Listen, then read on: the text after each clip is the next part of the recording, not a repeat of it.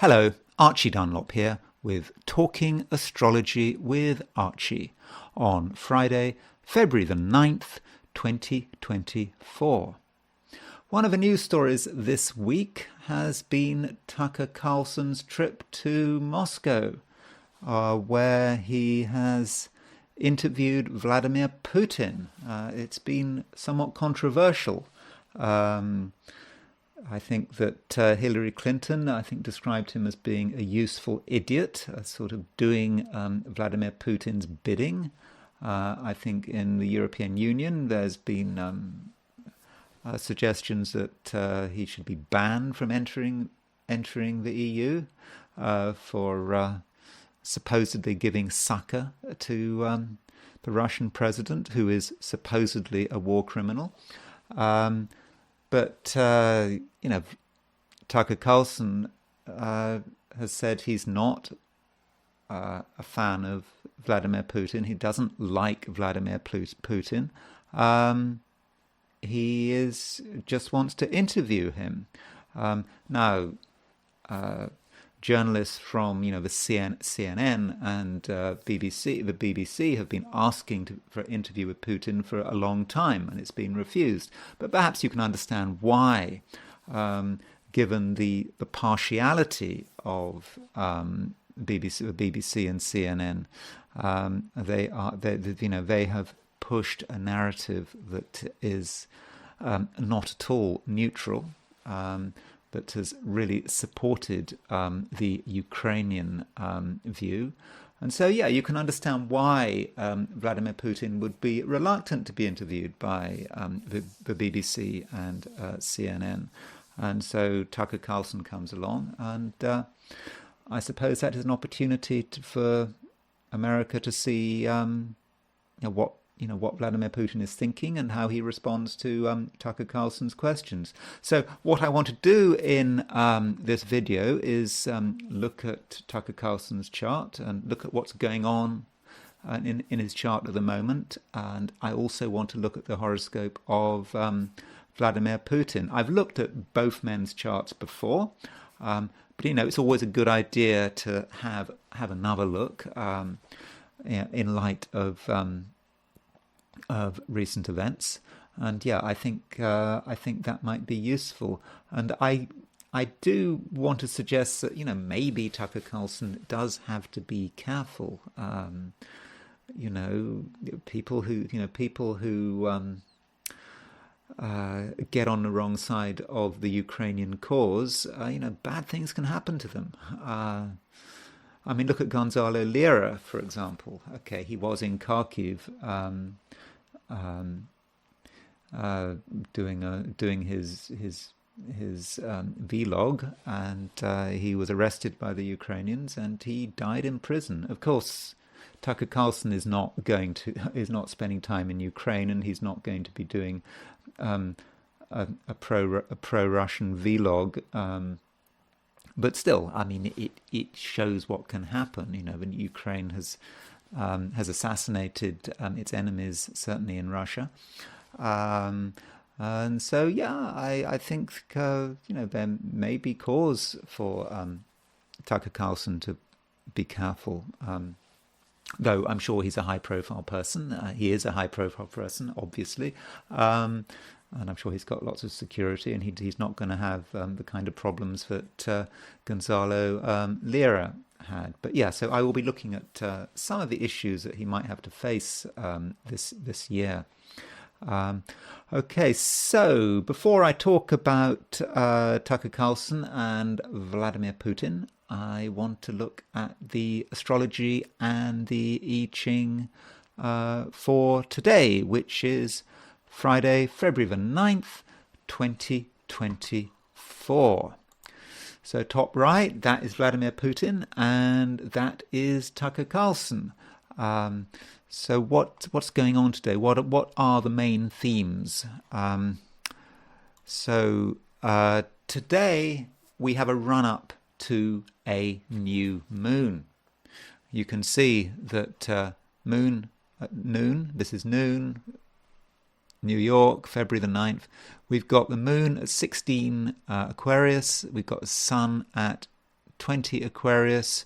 So yes, today there is a new moon. Now let me be a little more precise on that. This new moon in London takes place at 22:59. So right at the end of the day, you get this new moon. If you're in Paris or Berlin, it's even more at the end of the day. It's actually at 1 minute to midnight. So really, if you're in Paris or Berlin or further east than that, the new moon is really a feature of tomorrow. But still, we can feel the build-up to this full moon wherever we are. And if you're in New York, by contrast, the new moon is at 5:59 p.m, so it's early evening, 1 minute to 6. If you're in Los Angeles or Seattle or Portland, Oregon or Vancouver, Canada, it's at 1 minute to 3 in the afternoon. So in the Americas, you do really feel this new moon today, and that is something you do need to bear in mind. But wherever we are, this new moon, we're going to feel it, because it's not just the moment of exactitude. There is a build up to the new moon when we've certainly got the sun and the moon in the same sign. So we're getting the feeling of the end of something and the beginning of something else. The lunar cycle ends at the new moon, and it also, a new cycle starts at the new moon. So in the run up to the new moon, it's a time for endings, and after the new moon, it's a time for beginnings. But when the new moon is exact, or it really is a time for reflection, and I think in many respects it's a time for a bit of secrecy. It's best if we don't talk about things during the new moon. The new moon is like the very beginning of the cycle. It's like when you have a seed and you plant it and you put it under several inches of earth. You don't want to dig that seed up all the time, because just then it will die. You need to leave it in the cold, dark, moist earth and let it develop. And so that's the stage we're at. So if you have plans today or tomorrow, depending where you are, there's no need to discuss them unless you have to discuss them with someone. So you really need to take a sort of need to know basis. Does someone need to know about your plans? Okay, if they need to know, then you need to tell them. But it's not a time just telling people for no reason, for no benefit, what you're going to do. I don't think that will feel very satisfactory. Now, yesterday there was a square aspect between the Sun and Uranus, and I mentioned that the Sun-Uranus square might make people feel quite willful, and it might be associated with sort of unexpected events. And we might be unreasonably stubborn.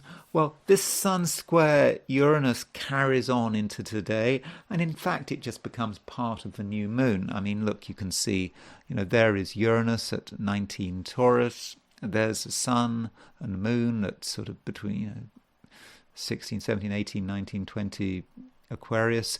So this new moon is square Uranus, so that Uranus very much colours this new moon.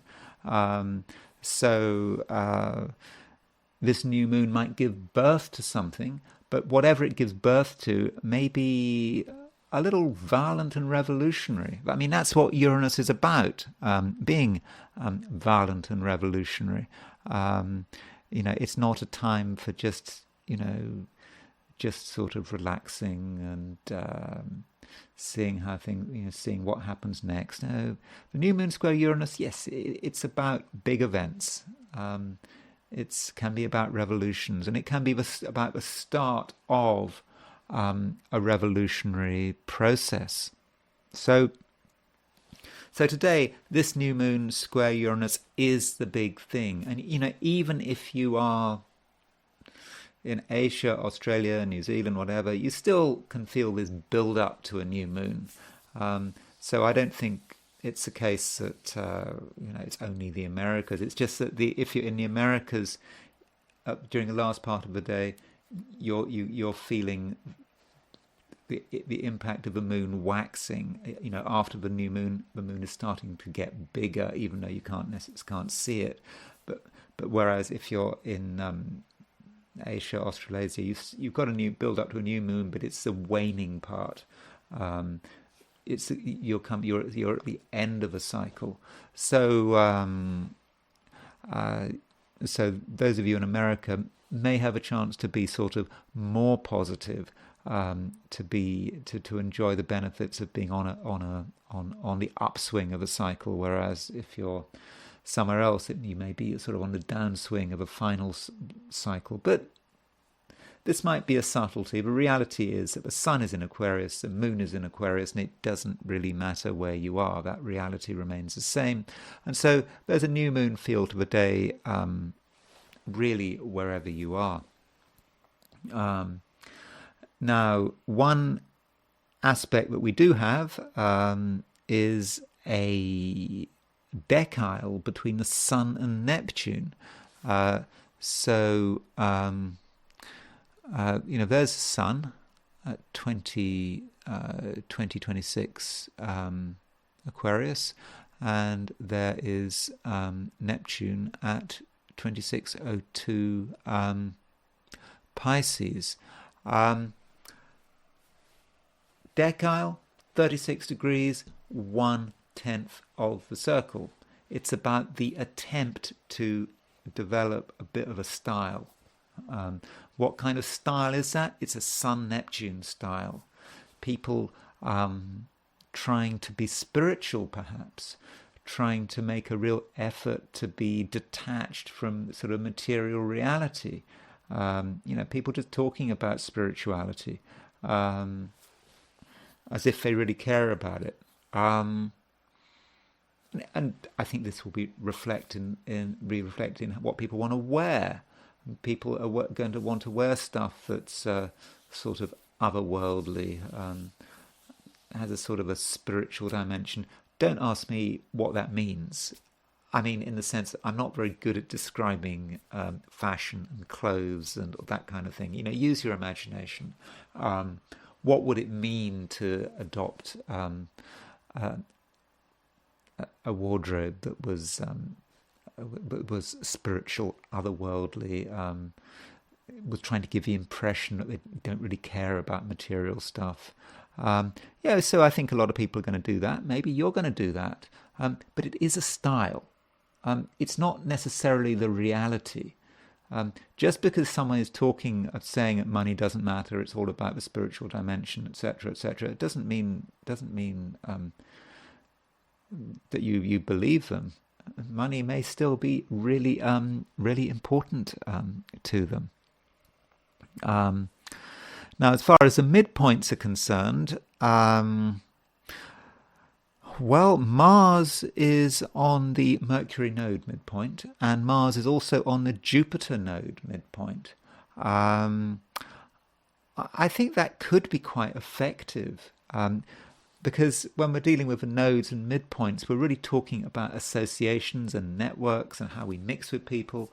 And so, Mars on the Mercury node midpoint, which we've had over the last couple of days, is someone who is trying to network, trying to make new friends, new contacts. So I think that's something we can do quite effectively. And then Mars is on the Jupiter node midpoint, which is kind of more of the same, but it added with some added good fortune. We can, if we make the effort, we can not just make new contacts, but we can make fortunate contacts, contacts with people who can really help us out. And in the process, we might have to do a lot of talking, but I don't think that's a problem. Another midpoint is that Jupiter is making an aspect to the Mars-Uranus midpoint. That would be by semi-square. See, there's Mars and there's Uranus. So the midpoint of Mars and Uranus would be about 23 Pisces. And so Jupiter, you can see, is exactly semi-square the Mars-Uranus midpoint. We're going to be quite enthusiastic about machinery, perhaps. I mean, Mars-Uranus could be about machinery. We might think that machinery is really important, heavy machinery, perhaps. Or Mars-Uranus can be about technology. We might want to, some people, might want to, do stuff in cars, perhaps dangerous stuff in cars, because Jupiter, yes, it's a fortunate planet, but it can take things too far. So Mars and Uranus can be about taking risks. And if you've got Jupiter semi-square, the Mars-Uranus midpoint, that may encourage certain people to take excessive risks. So make sure you're not one of those people, and monitor what the people around you are planning on doing. If someone says they just want to quickly climb a mountain or quickly play around with a fuse box or whatever, don't just take what they say. Say fine, or I'm fine. Find out what they're doing. Try and stop them. I mean, because some people will be inclined to do that. I mean, in extreme situations. I think in most cases, it should be okay. And I think maybe through technology we can really enjoy ourselves, have fun, and not do anything too dangerous. Now there is another aspect today. So I was reading the comments on my channel, and I had a comment from let me get the name right. I think it was Venus Casimir Speaker Rising. So Venus Casimir Speaker Rising. I assume this person has got a Casimir Venus, an exact Sun-Venus conjunction in their chart, and they've got Speaker Rising, which would mean they'd have 23 Libra Rising or something like that. I don't think I'm giving anything away there because it's a comment. Anyway, Venus Casimir Speaker Rising is seriously into Uranian astrology as far as I can see. It seems they know more about it. I'm pretty sure they know a lot more about it than me. And they pointed out that the Aries point is on the Pluto-Kronos midpoint. At first I couldn't find it, and then I realized that it was the aspects they were using. It's a 22.5 degree aspect. So what's happening is that the Pluto-Kronos midpoint is at 22.5 Aries. I mean, let me just show you what I mean. Forgive me for this. I mean, I know it's a bit of a distraction, but I just want to quickly go through it. Just want to show you exactly what I mean by this. So there are all the hypotheticals, and now there is let's see, there's Kronos. You can see Kronos is at 1424 Cancer, and there's Pluto at 038 Aquarius. So you can see that their midpoint is going to be about here. Well, to be precise, the midpoint of Kronos and Pluto is at 22.5 degrees Aries. So what's the big deal about 22.5 degrees? Well, 22.5 degrees is half of 45. And 45 is half of 90, and 90 is half of 180. So if you take 180 as the opposition, the square is 90 degrees. Yeah, right angle. The semi-square is 45 degrees. These are, as you go down, this is a series of dynamic aspects. Now, I tend to stop at 45 degrees, but Venus Casimir speaker rising is going the next stage on, going down to 22.5. So the Aries point is 22.5 degrees from the Pluto Kronos midpoint, the Pluto Kronos midpoint being there. Further from that, this commenter, just mentioned, that it's just the Aries on the Pluto Kronos midpoint. It's not just Aries on the Pluto Kronos midpoint. It's actually Saturn on the Pluto Kronos midpoint as well, because Saturn is 45 degrees from the Pluto Kronos midpoint. So we have this configuration, Aries and Saturn on the Pluto Kronos midpoint. And this configuration, it may not affect us individually, but it could be important. So Aries is about the world at large. And so the world at large is kind of influenced by Saturn and also by the Pluto Kronos midpoint. This energy is coming in. Now, Pluto Kronos as a pair is about government. It can be about government, and it's about authority, and it's about government trying to establish itself.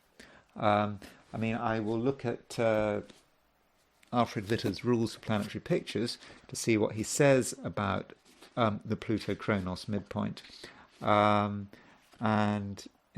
He says, changes in the form of government, change of boss. So that hints perhaps at something going on at work. And then he says for Aries, government changeovers, general upward mobility through skills.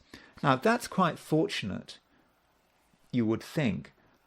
We can be successful. Kronos Pluto is about wanting to improve our position on the social scale, up the social ladder.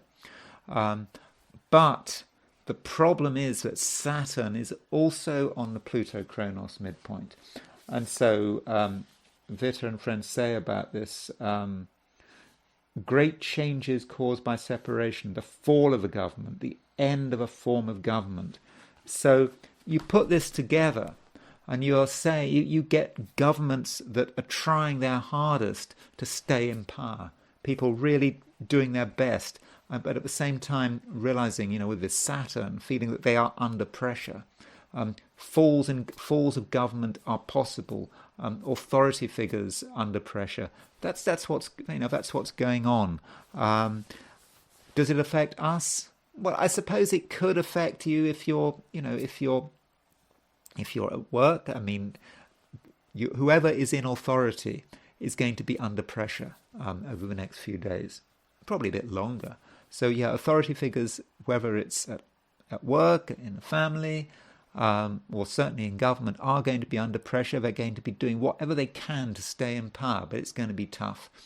So I thought I'd mention that, and thank you to Venus Casimir speaker rising, if I've got that right, for pointing it out, because I had missed it. Okay, so that's the broad astrological picture for today. I'm now going to just go through the 12 signs for today, which is Friday, February the 9th, 2024. Aries, you look at the world and you take the view that, things could be better. The past is done, and you're now thinking about what changes you want to make. And I'm not really talking about trivial changes. I'm talking about changes that don't just affect you, but affect other people, that can in some way harness your ideals. If you're a typical Aries, you definitely have views about the world. You have views about what is right and what is wrong. and they are important to you. And I think it's also important for you to be listened to. And I think with this new moon, whether the new moon is exact today or tomorrow, this new moon, Aries, is going to make you want to articulate a position in terms of what should be happening with the world. You may feel that you need to put yourself in a position where you can be heard. If you want to be perhaps part of a group, part of a committee, somewhere where you can speak on behalf of other people, that would be particularly good. Okay, maybe not immediately. You've got to perhaps do some preparation, but I think that is part of where you're going. Also, you may have some thoughts about your social life. I don't know how important your social life is to you. You see perhaps you've got groups of friends here, groups of friends there, and maybe you're going to feel that, certain friends are part of the past. You don't really have any much more to do with them. But there are other friends who you regard as being part of the future. And so there may be a changeover in your social life. And this may be something that you really want to bring about. At first it might be a private realization that you have today, that certain people you want to get closer to you. Other people, you've had enough of them.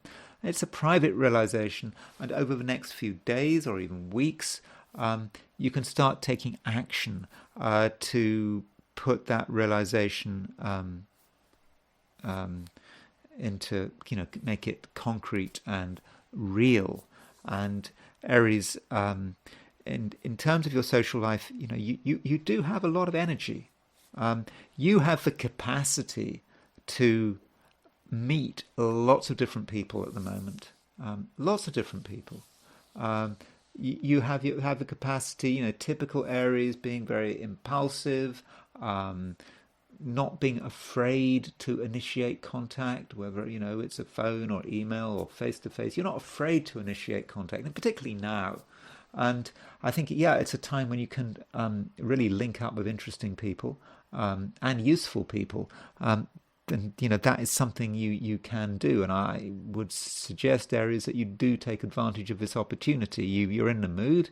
I do think that the opportunities are there, and so Aries, see what you can do. So overall, Aries, I think it looks like a good day. As far as close relationships are concerned, well, you know what? I mean, I think it's more a day about people as a group rather than people as individuals. I think that if you spend time with just one person, I don't know, it might just feel unsatisfactory. And also, if you spend time with one person, you just may feel that something's wrong, that that somehow the energy isn't properly configured, and also you'd be wasting your time, maybe spend all this time on one person when there's a world of other people that you're missing. So perhaps that should be your general view about relationships. You don't have to spend too much time on them, I don't think, particularly if there are other things going on. Taurus. There is a new moon today, or it could be tomorrow, depending on where you are. But there is very much a new moon feel. And, this new moon is going to be about your progression through life. It's about how you expand, how you move to the next level. That's what it's all about. We are in a society where it is expected of us, and I think you expect it of yourself. And with this new moon, you are impatient. And I know that I've just said that new moons are quite a sort of private thing, but, really you want things to happen right now, not least because this new moon is square Uranus. And, as I said yesterday, when I was talking about the sun square Uranus, which is hitting your sign, Taurus, you want things to happen and you are impatient, and if things aren't happening, you could get angry. And you might do things which deliberately cause trouble, unconsciously or consciously. That's how the unconscious works. The conscious you might be trying to behave very well, but if you're being frustrated and not getting the opportunities you need, then your unconscious is going to start to make itself felt. And you could, you could just wreck everything. You could be an unconscious wrecking ball if things aren't going your way. So make sure that you've got plenty of space there. You really need to be taken seriously, and you need to make the changes that I think are at the moment very important to you. Now, do consider some of your thoughts. Some of your thoughts you're not really being very open about, and perhaps with good reason. There is this undercurrent of negativity to you. I don't want to make a big deal about it, but you're perhaps thinking about endings, and you're sort of thinking maybe dark thoughts about death and destruction and stagnation and decay. It's always behind the scenes, and perhaps that's what you're thinking. You perhaps feel that if you can't make progress in the real world, then somehow you're going to be falling back into a private world of sludge and decay. So it's maybe you need to just keep moving externally in order to get away from those private thoughts. But I must emphasize, I don't want to over dramatize it. This is something, I'm talking about something fast moving. It's not going to totally dominate you, but just be aware of it. And perhaps that's a good reason for wanting immediate results, wanting to push yourself, wanting people to hear what you have got to say, because it means that then you can, you won't have to think about, those somewhat disturbing ideas that, may be creeping in if you spend too much time alone. But you really don't want to spend too much time alone, because I'm confident that you really can benefit from other people. There are people out there who are very well connected, people who can introduce you to new people. So if you feel you want new friends, for example, new contacts, for whatever reason, you've got to, you perhaps have got to allow another person to actually help you out, and to help you make new contacts, help you to make contacts and friends. Because some of the people close to you are very sociable. They've got marked social skills, and these social skills may not be immediately apparent, and and this all feeds back into your desire at the moment to really move forward with your life. Ideally, you'll move forward with your life with other people's help. And I think, so I think that could be very useful. So don't spend the day alone, because I do think that would be a bit of a waste. But don't be hasty at the same time.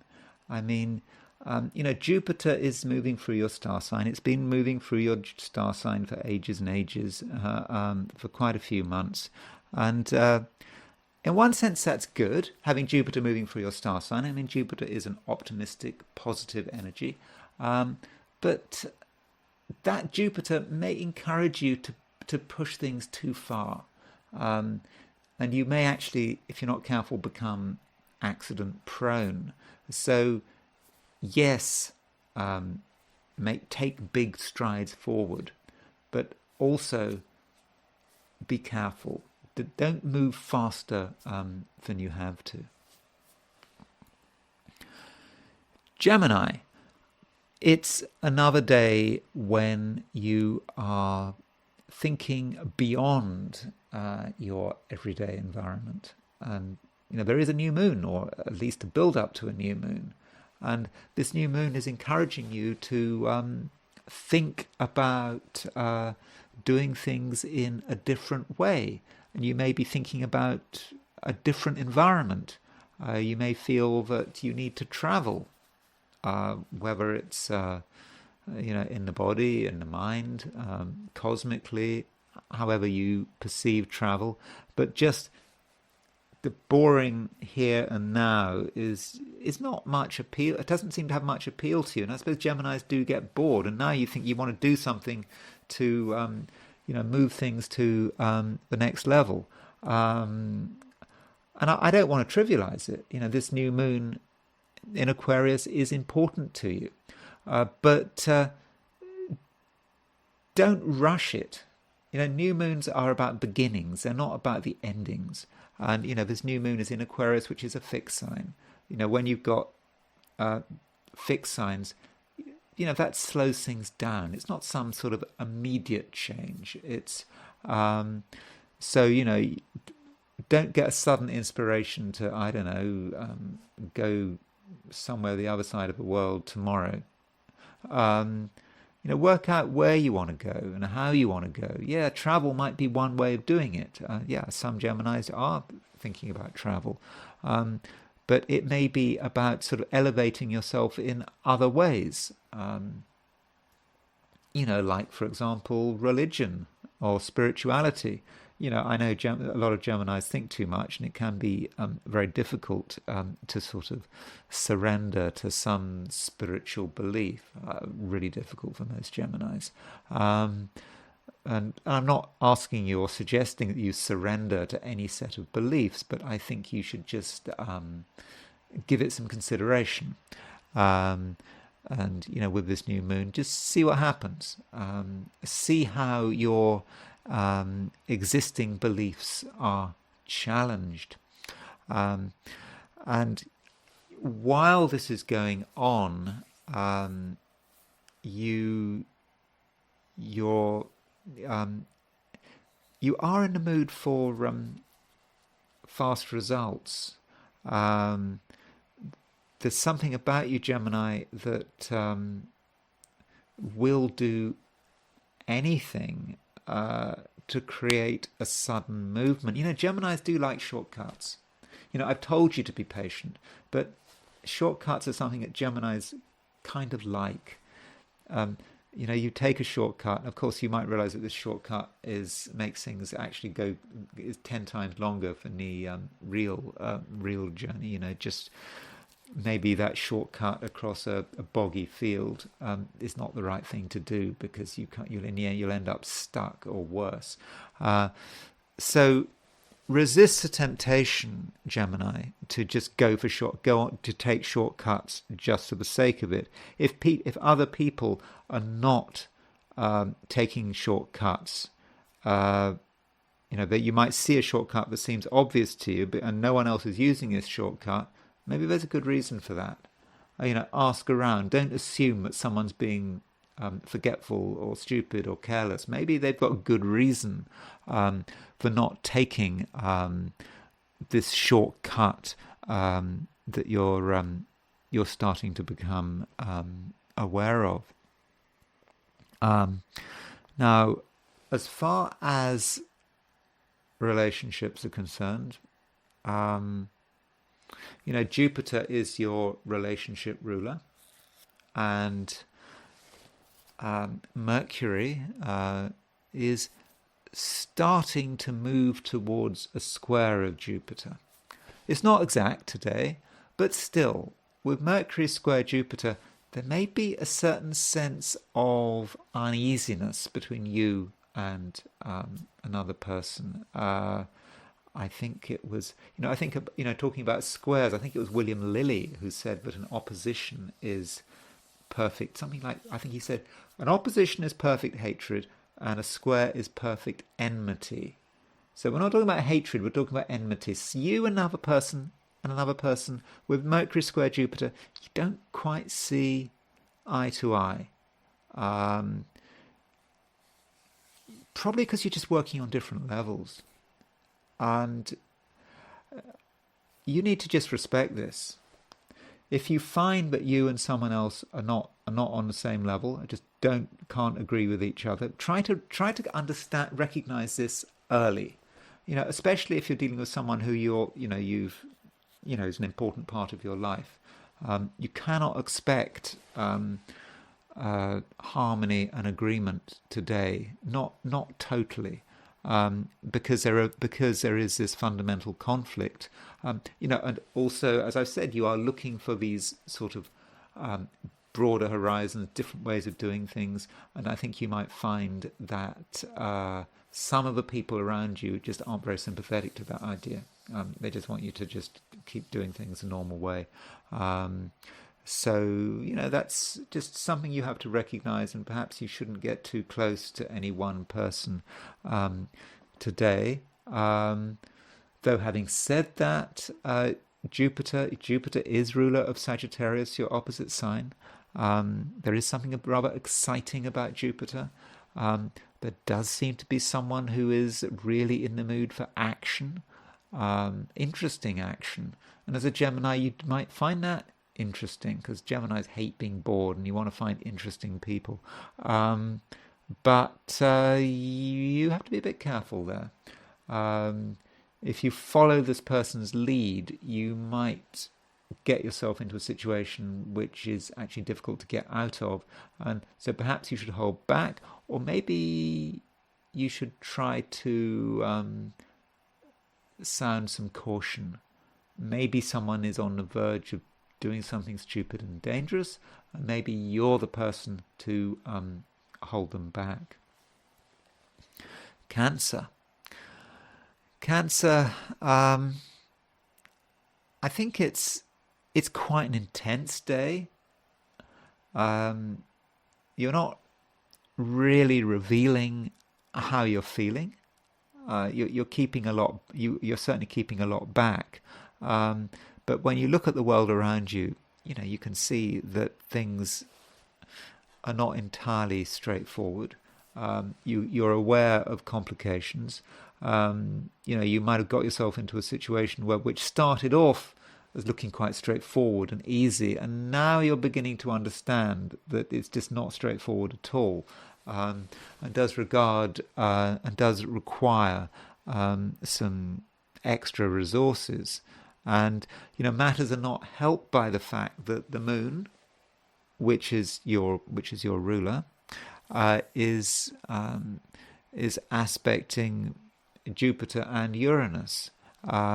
There is a certain instability there. You want things, but you're not quite sure how to ask for them, and you might end up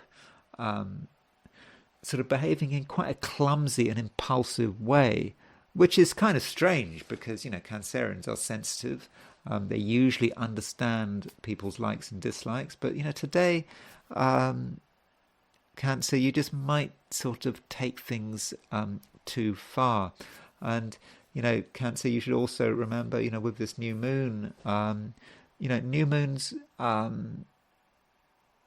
can be problematic. Particularly if you're a Cancerian. I mean, think about what's happening with a new moon. A new moon means that the moon is getting close to the sun. The moon is your ruler. The moon rules Cancer. The moon represents you. If it's getting close to the sun, it can get burnt. Getting too close to something, and so there is a sense of vulnerability there with this new moon, and I think that's another reason why you might feel that you need to sort of hold back a bit, and that you can't fully express yourself because it's dangerous, and that might be how it feels. Nonetheless, on an emotional level, you're very finely tuned. And because you're finely tuned emotionally, you're going to have a good understanding of what makes people tick. And like from a relationship point of view, this may give you an opportunity to actually get close to someone, provided this someone is exactly on your wavelength. It's not a time for meeting, linking up with people you just don't know, don't trust, don't understand. But if you've already got a good basis of emotional understanding, then I think this is something that you can intensify. Leo. So Leo, the focus on relationships is starting to be quite strong because there is a new moon today or perhaps tomorrow, depending on where you are, and this new moon is in Aquarius, your opposite sign. So this might represent a new cycle, a new beginning in a particular relationship. A relationship is starting to move in a new direction. And a new direction, which I think overall is quite fortunate. So perhaps you just need to be open-minded and not try and think the thing through too much. Where is this relationship heading? Just see where it's heading and don't speculate too much. Perhaps you just need to follow things through and not ask too many questions. But relationships do have many dimensions, and relationships that are connected with work and business and that kind of thing may be a little unstable. I mean, that's because Uranus at the moment is in a part of your chart that's strongly connected with career and business, and I mean it's been there for years, but it's there, and with the moon making a square to Uranus, in fact a new moon making a square to Uranus, you do have the capacity to really cause a lot of confusion and upset. I mean, maybe it's because your ambitions are strong. Sometimes if you really push your ambitions, other people can get hurt. So if today you really want something, especially at work or in business, if you really want something, that's fine. But you do have to understand the cost, because there might be something that you're destabilizing. So you do need to consider that.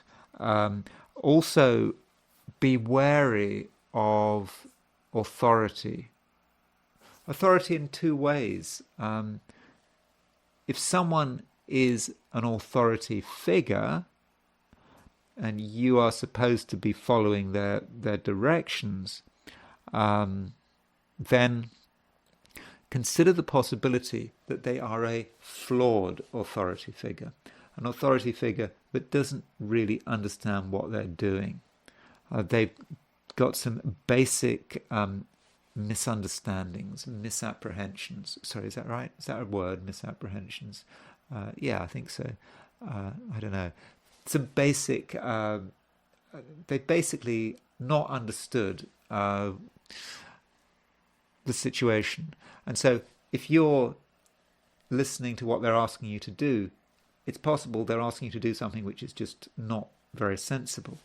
And it works both ways. If you yourself are in a position of authority and you're giving people instructions, then think very carefully about what you're instructing people to do, and consider the basis for your instructions, because it may be you've got it wrong.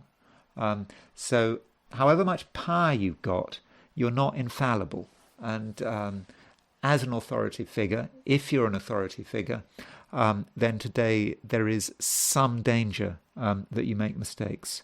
But Leo, I'm confident that you will be able to stop yourself before doing anything that's too damaging. Particularly, I suppose it's Friday, it's the end of a week, maybe things are running down for the week as you move into the weekend. But just make sure that you don't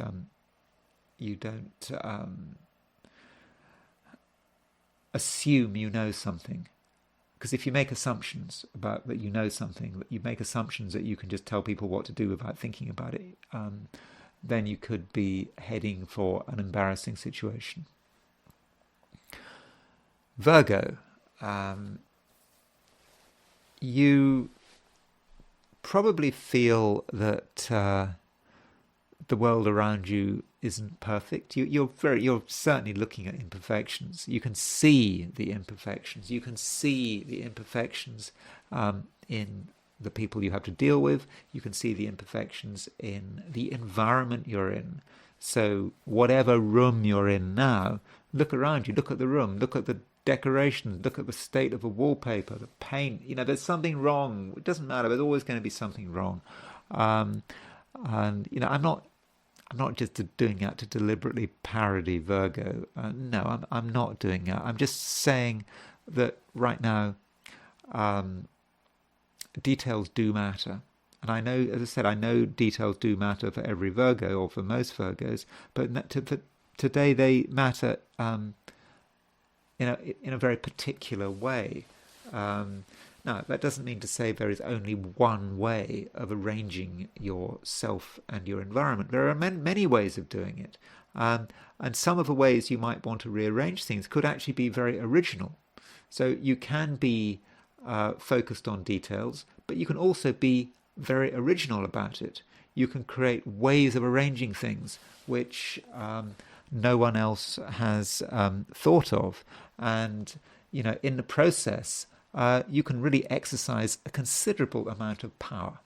You can suddenly make your presence felt, and people will sit up and listen, and you'll get the action that you feel is really important.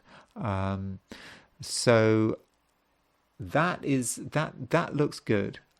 If something's not right, you can definitely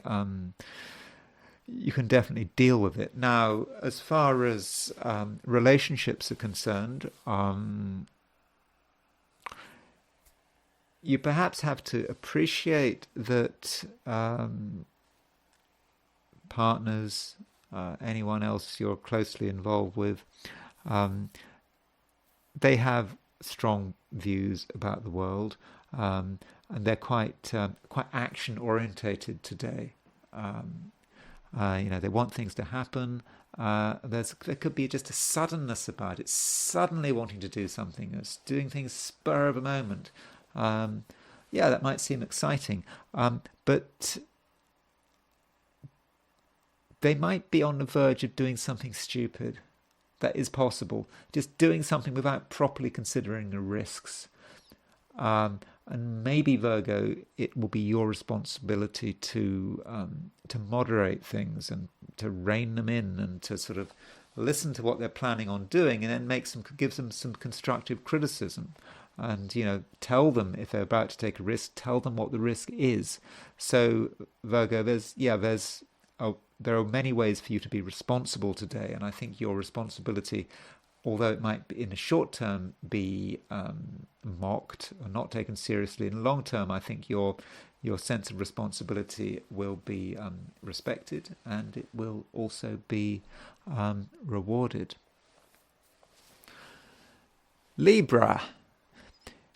This new moon today, or maybe tomorrow, depending on where you are, is about starting a new cycle of creativity. And, you may find a new way to put your talents to good use. Yes, you've got a lot of talents, but it's easy for talents to be wasted. These talents can, be frittered away. Perhaps you're going to focus on too many different things. So it's easy to waste these talents. But that's not something you're going to do, is it? Because today, you really do have a chance to really engage. And I think it's important that you have a positive view of the world. I say this because, some Librans, they might have some strange fears, just fears that are just not reasonable, don't really make any sense. But nonetheless, you do have these fears, and these fears may stop you from taking action. And it may even be that you are almost deliberately having these fears because at some unconscious level you want to avoid taking action. So you have to be quite self-aware. So don't let your reservations hold you up, because today there is a lot going on, and there are some really fortunate things for you to take advantage of. And at the same time, one of the things you can take advantage of is other people. There are a couple of people around you who are really sort of extroverted. They're well connected, and they're prepared to listen to you. They're prepared to do stuff for you. And if you can, get close to these people, perhaps tell them what you want, I think they'll be willing to help. And I think, a part of it is just being in contact, with the right people. And I think that's perhaps what you need to focus on. But you can't just do that on your own. You can get someone's help, someone to sort of introduce you to a new way of being, and perhaps to a new social situation. Finally, I suppose I should say that from a Libran perspective, the sign Aquarius, and there is a new moon in Aquarius. From a Libran perspective, I think that some astrologers would say, well, Aquarius is in the 5th house from Libra, and the 5th house is connected with romance. It can be. There is an association between the 5th house and romance. So, and sort of enjoying yourself in another person's company. So I should point that out. I mean, if that's what you want, with all that stuff in Aquarius, then I think the opportunity might be there for you. Scorpio, you are possibly not in the mood for large-scale socializing.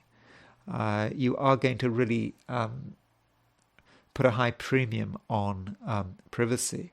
And I think, this is going to be particularly emphasized with the new moon. I mean, with the new moon,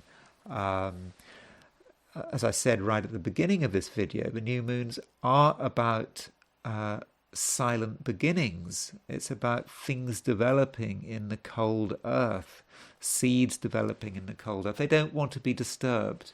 And so, Scorpio, you might feel that there are things that need to develop. And you really don't want to be involved with other people. Other people are just not going to make it easy. And that may be, your view. I think you've got a point. But Scorpio, I don't think you want to push that point too far. While I understand that you don't want to get crowded out, I also understand that now is a time when you can make some very fortunate contacts. You can link up with people who could be really good for you. So if you don't make the effort to link up with them, then how can anything happen? So who are these people you need to get in touch with? Because you have a facility there. There's something about you that is impressive. And when you meet these people, they'll say, wow, there'll be a connection, an immediate connection. So do consider that. And okay, it may be that you can work your social magic when you're, I don't know, at home, when you're away from everyone else. That's possible. But a bit of face-to-face interaction, just 5 minutes of a bit of face-to-face interaction could pay you could pay you a big dividend. So do make the most of your social skills, and you don't have to spend all day socializing. You don't have to spend all day going to meetings or whatever. In 5-10 minutes might be all it takes. Scorpio, it's just important to get the balance right, and to understand that there are people out there, and you do live in a social world. Sagittarius. I think Sagittarius, you have an opportunity to make a few changes in the way you not just communicate, but the way you travel. If you've been sort of traveling, a particular route, and you kept doing it, it may be time to slightly change that route. It may be also that journeys you've been used to making, you stop making, and a new set of journeys start making themselves felt. I don't know why that would be. Maybe there's a place which you start wanting to visit very soon, and you want to keep visiting it. Or alternatively, there may be a place that you've been visiting a lot recently, and now you're done with it. You want to move on to something else. The way you travel short distances, whether it's by car, foot, I don't know about bus, maybe not. No, I'm thinking more probably of car and foot. But the way you do your short distances, I suppose it could be a bus, but is perhaps going to change. Some routes are going to be obsolescent. New routes are going to be developed. And at the same time, you need to interact with the world around you. Maybe not right now, but it's like a new beginning, and that's really what this new moon is about.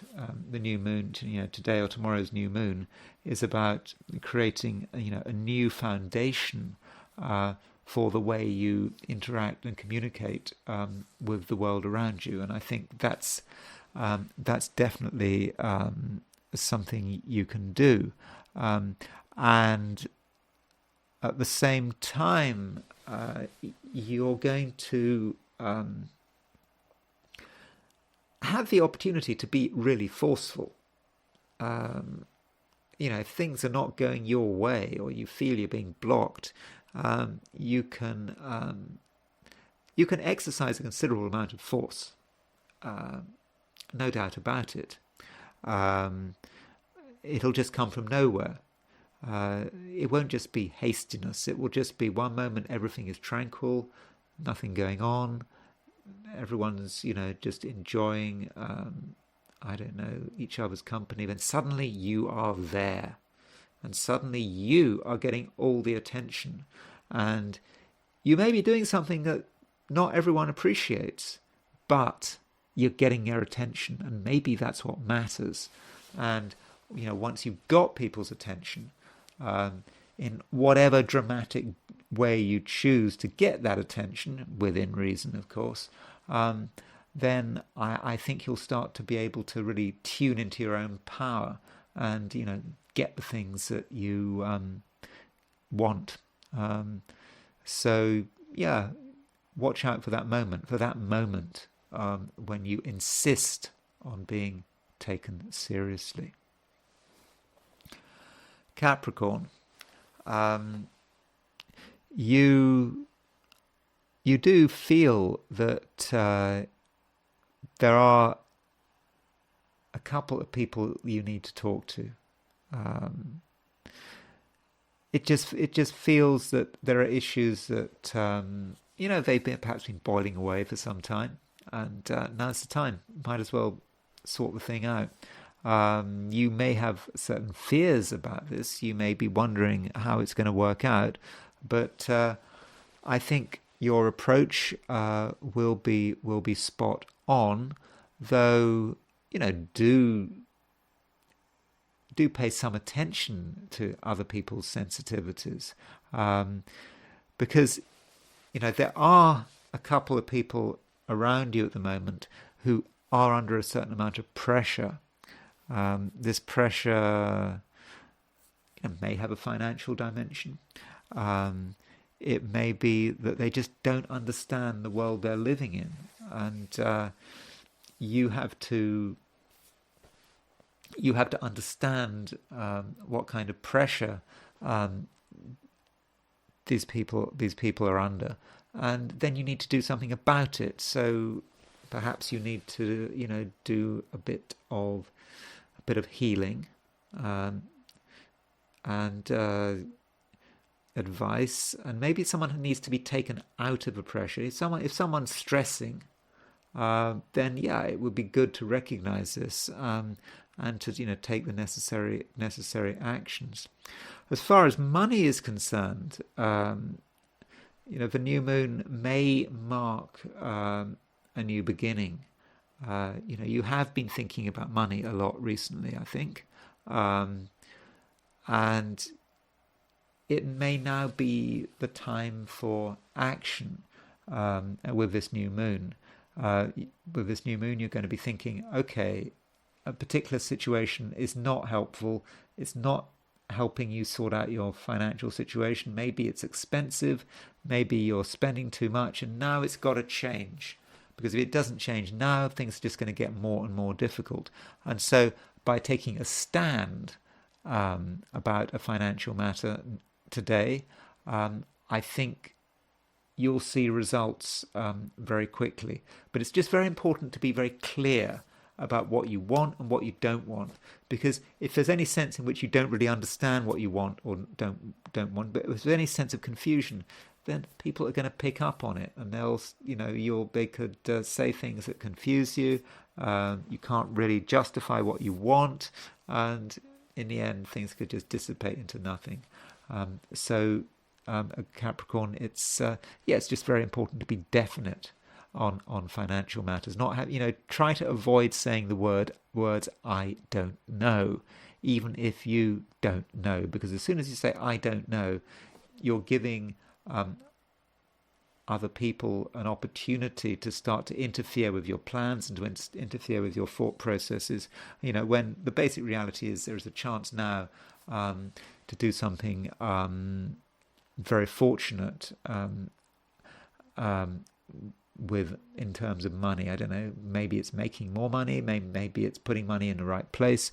You have to use your judgment to work out where exactly the thing is happening and where exactly you need to take action.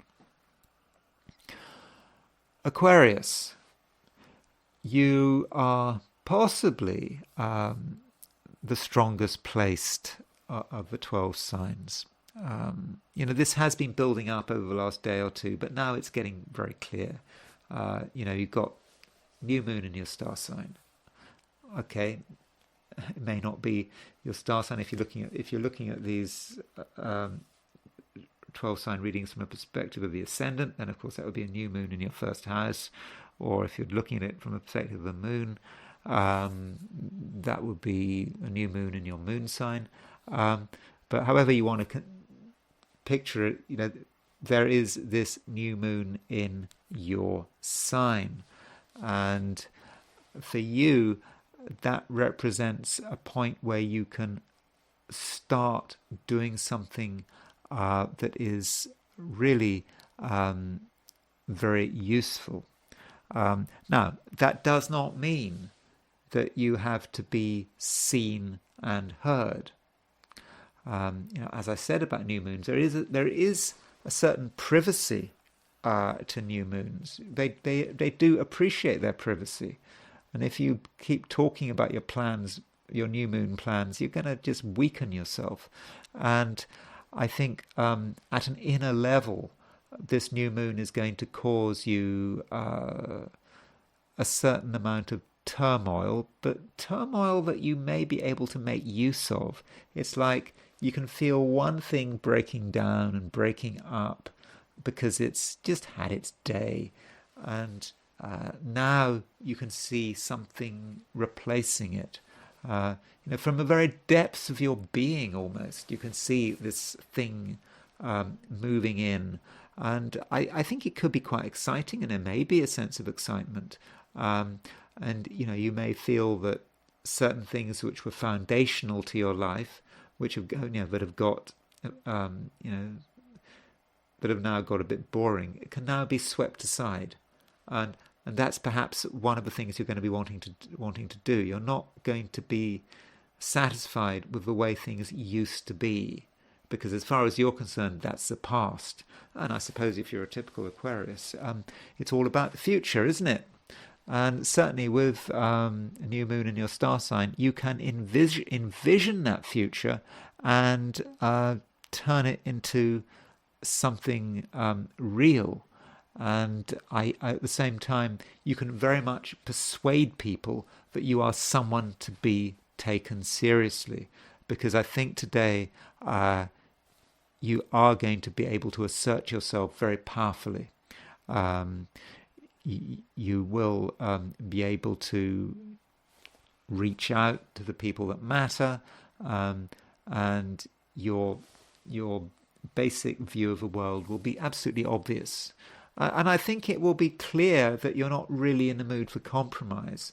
And because it's clear that you're not in the mood for compromise, I think most people are going to just say, well, that's the way you are. They're not going to try to argue with you, try to tell you you're wrong. They'll probably just give you a free path. And, with that freedom, I think you'll be able to really move things forward. Pisces, you're somewhat accident prone today, actually. So you do have to be a bit careful how you go.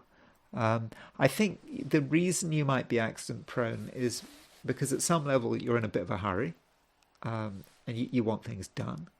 But you also know that few things can be done right now for your star sign or for your sign, whether you're looking at these 12 signs these 12 signs, whether you're looking at it from a perspective of your ascendant or your sun or your moon or something else. But you have got more time than you realize. You don't have to do everything today. Don't be in too much of a hurry, because if you are in too much of a hurry, accidents could happen. Particularly if you're doing something dangerous, or if you're trying to fix something which is beyond your capacity. So if you're messing around with machinery today,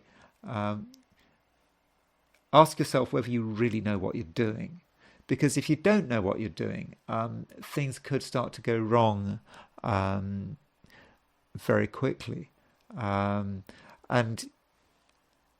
Things are going to be made worse by the fact that I think that right now you're not going to be really in the mood for seeking out advice.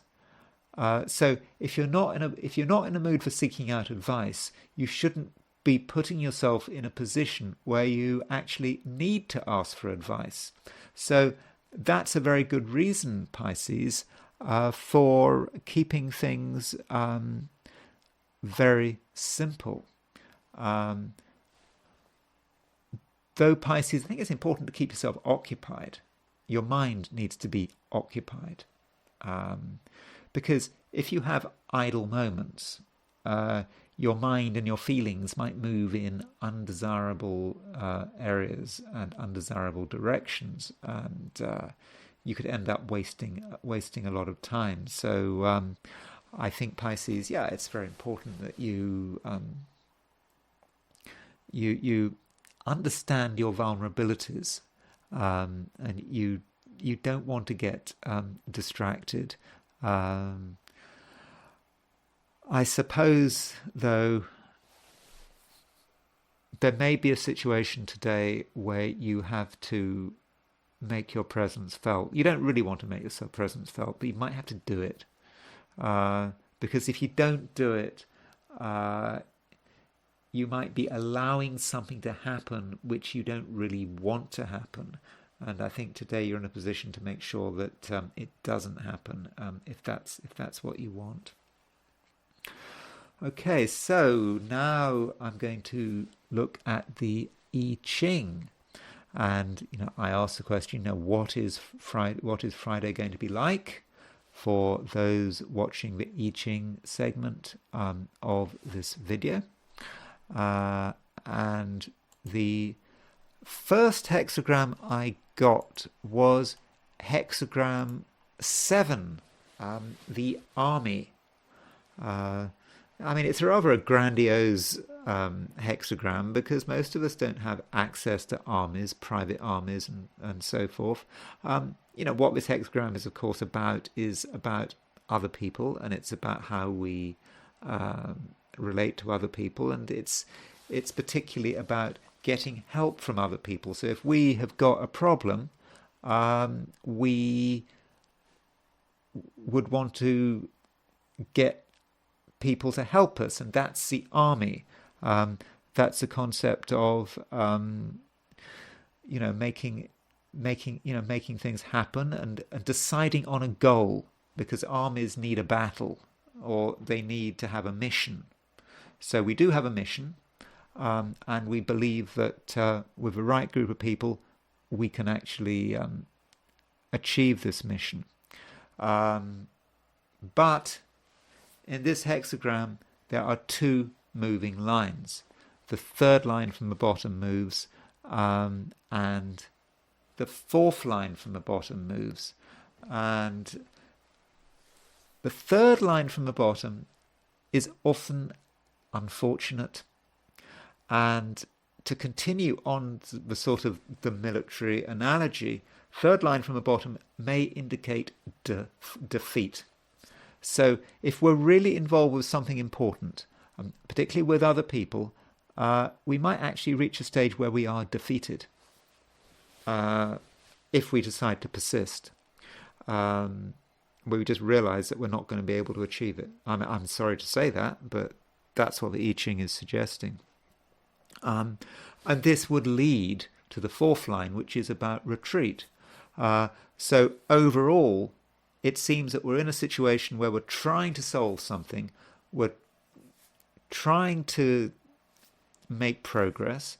Maybe it's a conflict situation where it's us against them, our army against someone else's army, but we don't succeed at what we're trying to achieve. And so we have to face defeat or retreat or both, and I suppose ideally we probably kind of should be retreating before we get defeated.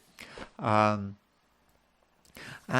this hexagram, it does move, and it moves to hexagram 32, which is duration.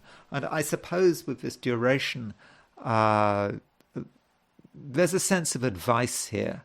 It's perhaps saying, okay, things haven't worked out right now, so we have to develop our character. We have to develop the things in ourselves which are good, which are worthy, and develop certain skills, so that if things didn't work out, there were reasons why we weren't strong enough. We didn't have enough ability, we didn't have enough training, we didn't have a right state of mind. And so with duration, there may be a sense of repair here. We can start to build up the things that were missing before, things that are not new, things that are very much part of us, but haven't perhaps been practiced. And through practice and through consistency, we will eventually be able to return to the original problem and perhaps get the right people around us to deal with it. And in the end, we should be able to solve the problem. Now it's time to finish by turning to the astrology, which means the charts of Vladimir Putin and Tucker Carlson. Now, I've looked at these people before, but I think it might be useful to look at them again. Okay, so this is a horoscope of let's see, that's a horoscope of Tucker Carlson, and you can see that he's a Taurus, born May the 16th 1969 at 10:07 a.m. I believe in San Francisco. Maybe, born in San Francisco in the late 60s. Of course, the 60s had already started to go wrong by then. Maybe there's a bit of a reaction there, I don't know, at some sort of unconscious level. So he is a Taurus. He's got a new moon in Taurus. Let me remove the hypotheticals. I don't think we need to really look at the hypothetical planets here.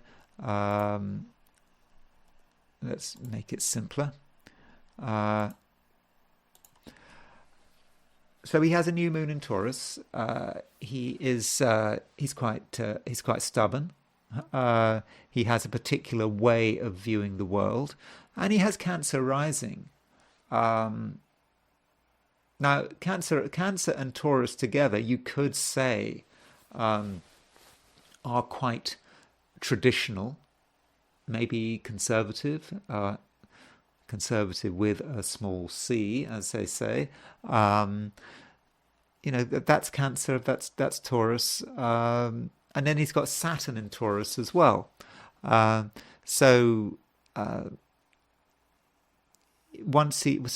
that Taurus, once he decides he's going to do something, he goes and does it.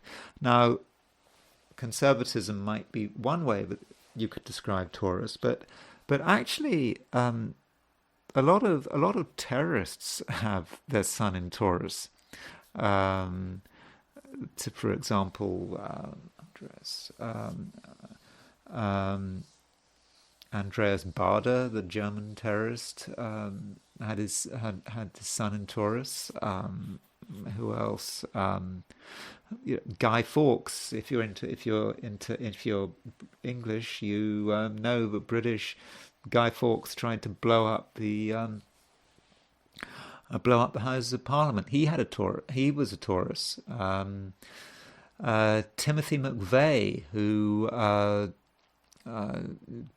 did the Oklahoma bombing, who was executed in a federal death row in Indiana. He was a Taurus. In fact, Timothy McVeigh and Guy Fawkes, they were born on the same day. Now, if you look it up in Wikipedia, you'll see it's different days. But if you actually do a conversion between Julian and Gregorian, and you convert both to the Gregorian calendar, I think you'll notice that Guy Fawkes and Timothy McVeigh are born on the same day.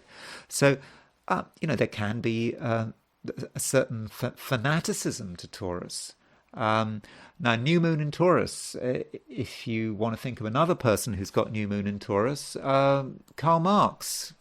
There's Karl Marx's chart, May the 5th, 1818, 2 a.m. There's his new moon in Taurus, in the middle of Taurus. So Taurus can be quite an extreme sign. And once Taurus has decided it's going to do something, it goes and does it. Other signs might boast about doing it, but it's all hot air. When Taurus, if you hear Taurus say they're going to do something, they generally go and do it. Or they very often go and do it. I suppose that's why Taurians make good terrorists, if it is possible to be a good terrorist. And his capacity for causing chaos is further demonstrated by the fact that he has got Uranus at 0 degrees 4 minutes Libra. Now, lots of people have Uranus at 0 degrees 4 minutes Libra, but if you're someone who's got a lot of power and got a lot of potential and possibilities like he has, then that becomes important, because Uranus is opposition to the Aries point. Remember, the Aries point is the world at large. So when you've got Uranus on the Aries point, it's about causing a lot of upset and chaos and even revolution in the world at large. And so you can perhaps see Tucker Carlson, when he's thinking about the trip to Moscow and interviewing Putin, he's probably just thinking about the reaction that he's going to get by doing it. And he's probably really encouraged by that. That probably spurs him on. This is just what he wants to do. And, there's a reminder there that, he's got Mercury in Gemini, opposition Mars. Mercury is in 11-12 Gemini, Mars at 14.5 Sagittarius. So this is someone who really knows how to stir things up. Mercury is the communication planet. Mars is a planet that is angry, assertive, looking for a fight.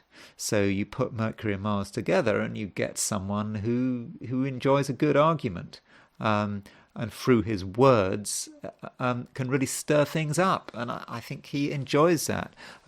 Looking at his chart, you see these earth signs. He's got Jupiter in Virgo, Pluto in Virgo, Sun, Moon in Taurus. You've got Saturn in Taurus. Then that Mercury in Gemini looks a bit out of place. It's not quite connected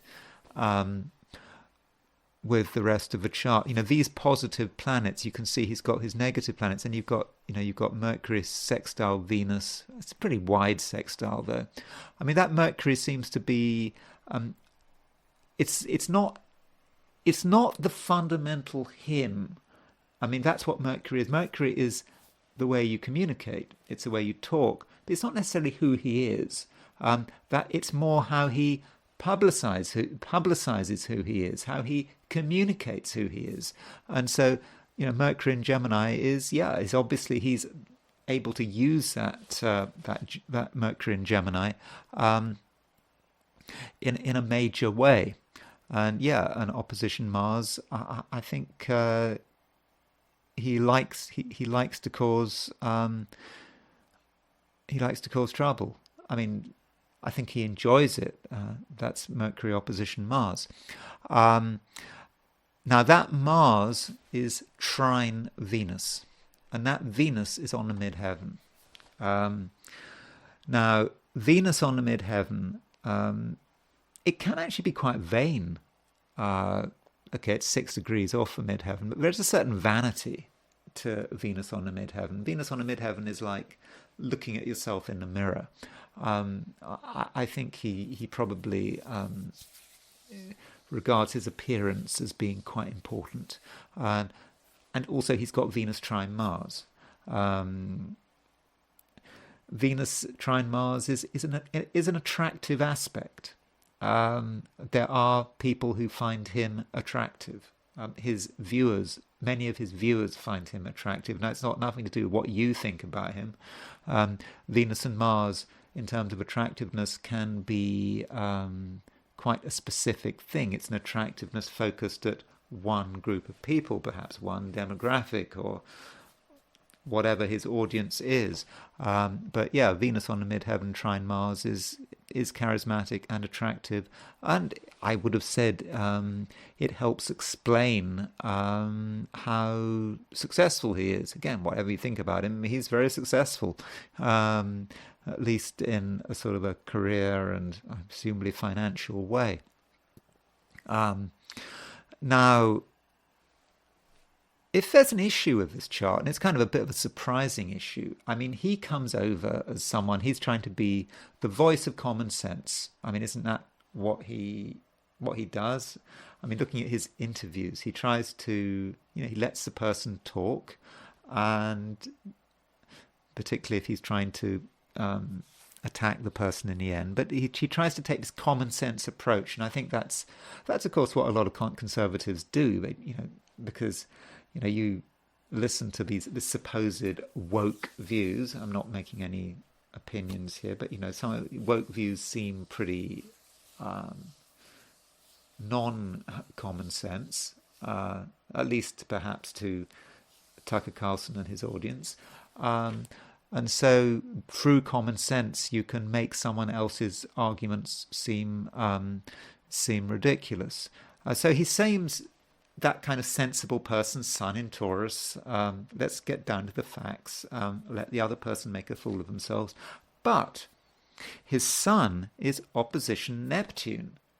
And I do wonder about that.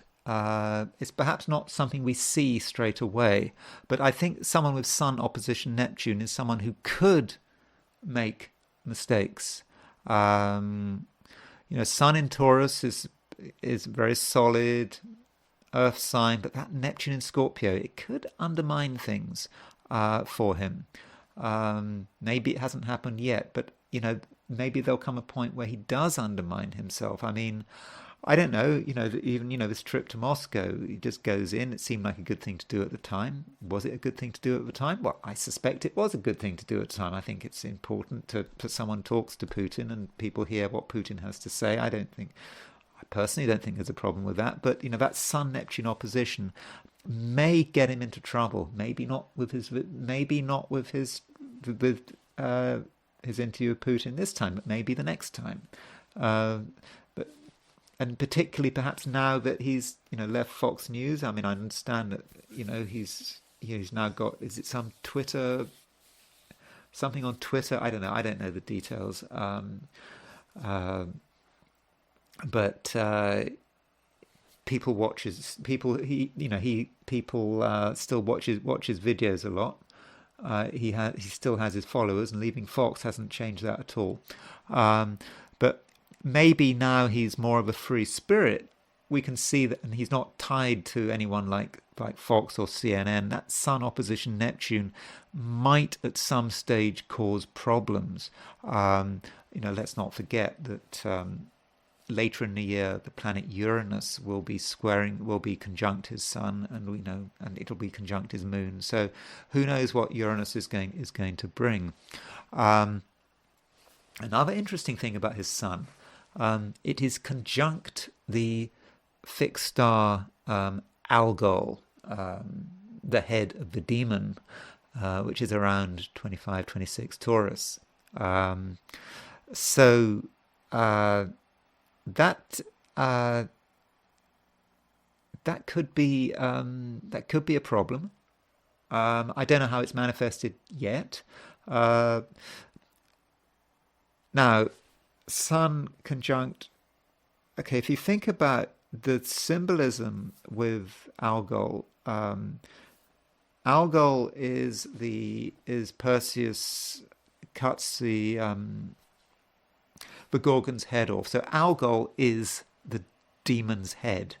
Ras al Ghul, that is, I believe, Arabic, meaning head of the demon. The English word Ghul, Ghoul, comes from the Arabic Ghul, Ras al Ghul. So that's the demon's head. Why was Medusa turned into a? Why was she a Gorgon? Well, I think she'd offended the gods, and there was a certain amount of vanity there. So maybe with that Sun conjunct Algol, goes back to what I was saying with his Venus on his midheaven. There is a certain amount of vanity there, I think, with Tucker Carlson, and that might trip him up. And maybe having that Sun on Algol is a warning there. But lots of people have Sun on Algol and nothing bad happens to them. Maybe we shouldn't get too worked up about it. Now, as far as what's going on this year, I think this year actually could be quite difficult for him. I mean, and maybe his interview with Putin is he has made a lot of enemies, perhaps. Now, just to quickly go through, what's happening now. The planet Saturn. Now, let me just look at what was going on when he did the interview. So if we take, I don't know precisely when he did the interview. I just did the chart for Tuesday. So I mean, don't take this too seriously. So that's that. So the inner wheel is Tucker Carlson's chart. Outer wheel is roughly the positions of the planets when the interview happened. I mean, I don't know precisely when it happened, but what I found quite interesting was the fact that is the position of Mars. Now, he has Cancer rising at 2414. 2414 Capricorn was his descendant, and so Mars has just crossed with that interview. Mars crossed his descendant. Now, the descendant is a point connected with one's enemies, open enemies. So Mars on his descendant. I mean, I think that I think that's perhaps what it relates to. People seeing that this is some people regard this as unacceptable. I'm sure there are people who now want to go and get him. With that Mars on his descendant. Now, of course, it might say something about his interview with Vladimir Putin, but I would doubt that his interview with Vladimir Putin was dangerous. Probably an interview with Putin, you're probably about the safest place in the world in the middle of a Kremlin in terms of wherever the interview took place, in terms of security. So maybe that Mars on the 7th will have to, I mean, I haven't seen the interview. I don't know. I think there's been a transcript, but I don't know. I mean, I doubt that was what the interview was about. I think it's more about how people are reacting to it. Because, of course, he's undermining the West's precious Ukraine project by treating Vladimir Putin as a human being. I mean, Vladimir Putin, it's like, God, it's Putin does this. It's always Putin's war, isn't it? It's Putin. It's Putin this, Putin that. I think it's like it's almost like the 2-minute hate in 1984. You have to hate Vladimir Putin. In 1984, what was it? Emmanuel Goldstein was the character in 1984. So you've got to hate Vladimir Putin. And then Tucker Carlson is going and actually having an interview with him and treating him like a human being and humanizing him, when the whole point is for him to be dehumanized to help justify this war. So he will start to, maybe he runs a risk of becoming another Emmanuel Goldstein, 2-minute hates regarding Tucker Carlson. We're in that kind of society, aren't we? So that's that Mars on his 7th house cusp at the time of the interview, I think is really important. Now, looking at the overall year that he's in, then we would probably look at his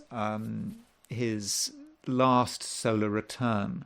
So his last solar return would be his last birthday. So I think what happened was he was fired from Fox or left Fox, I think, April of last year. I think it was April the 24th. I don't know what was going on when that happened. So his Did I get it? I thought I. Yeah, there's the chart for him being fired from Fox.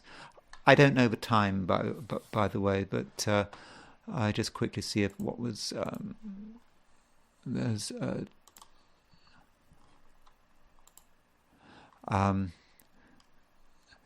So what actually was really interesting about him getting fired from Fox is the position of Jupiter.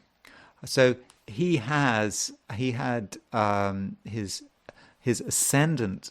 So Tucker Carlson's ascendant is at 2414 Cancer, and Jupiter was at 24 degrees 48 Aries. So Jupiter was exactly semi-square.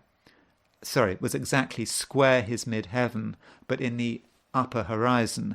So Jupiter does have a strong 10th house feel to it, and if you happen to use the equal house system, which I don't, but the equal house systems basically run the cusps according to the degree of the ascendant. So the 10th house equal cusp would be 2414 Aries. So Jupiter had just gone over the equal house system's 10th house. And that was the moment he lost his job. And so, that makes us think about houses. Whenever you see something, a planet square the midheaven, whether it's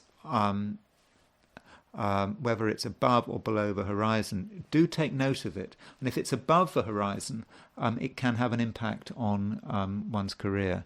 And I've noticed that quite a lot. And I think so that Jupiter square the midheaven really has a Jupiter conjunct the midheaven feel to it. Although Jupiter was actually quite a long way from Tucker Carlson's midheaven. So that was his firing, which happened just before his birthday. So that was just before his 54th birthday. So then we consider his solar return for his birth.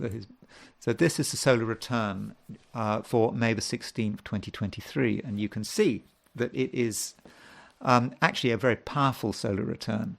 Because you've got the midheaven at 1 degrees 25 Taurus, and Jupiter is at 0 degrees 1 Taurus. So Jupiter has just gone into Taurus. So Jupiter is exactly on the midheaven. And note, I set up the solar return for San Francisco, the place of his birth. One can argue about that in the comments, perhaps, but generally that's how I like to do solar returns. I like to do it from where you're born, not where you are, because I take the view that some things can't be avoided. Can you really avoid your fate by taking a flight during your solar to your perfect solar return location? I don't know, but I think that Jupiter on the midheaven is so strong that it does really indicate that it's going to be an important year for him. And it gives us a second Jupiter midheaven feel to it. So remember, his firing had Jupiter square his ascendant on the upper horizon, on the equal house, 10th house cusp, and then his solar return a few weeks later had Jupiter on the midheaven. Now, other things going on in his life, which I just want to very quickly turn to before I look at Vladimir Putin's chart. I'm not going to spend particularly long on Vladimir Putin's chart. So Saturn is right now moving. Saturn is right now in Pisces, as you probably know, and he has got this Mercury-Mars opposition, and so Saturn in Pisces is going to it's going to make an it's going to square this. So let me just So there you can see Saturn. This is on February the 6th. Saturn is at 7 for Pisces, but it's moving towards a square with Mercury and a square with Mars. In fact, it makes the square with Mercury on March the 17th, and it makes the square with Mars on April the 8th. So March, April, he's going to have Saturn hitting his Mercury-Mars midpoint. There's going to be, I suspect there's going to be pressure. I think there's going to be attacks, I would guess. The system is probably out for him now and probably is trying to discredit him. Isn't that how it always works? If someone has upset the system, I don't know, someone will dredge, maybe they'll trawl through your private life or what you've done in the past or anything. They'll try to discredit him, I would guess, and that might be what we see happening with Saturn squaring his Mercury and his Mars. I mean, at least that's something he's got to watch out for. Also, another thing is his Sun. You'll see that Uranus is starting to move towards a conjunction with his Sun, and that conjunction to his Sun becomes exact on I think June the 29th, and then a couple of weeks later, July the 15th. There is a Mars conjunct Uranus aspect. I think it's around July the 15th. So it's Mars conjunct Uranus. And that Mars conjunct Uranus is pretty close to being on Algol, so it's pretty close to the conjunction of his Sun. So possibly July the 15th is the most dangerous time of the year. I mean, it might just be, I don't know, he falls off a bicycle or something, and I don't know, maybe something really simple like a domestic accident. But I don't know. I do think that overall there are things he does need to look after himself, and I think the fact that Tucker Carlson has Neptune opposition his Sun gives him there's just a moment of lack of awareness. He might just get into something and just be confused about it and just think it's all going to be okay and not realize what he's getting into. And that might be how Neptune opposition Sun works. Okay, so let's now move to the horoscope of Vladimir Putin. I have looked at this chart before. I've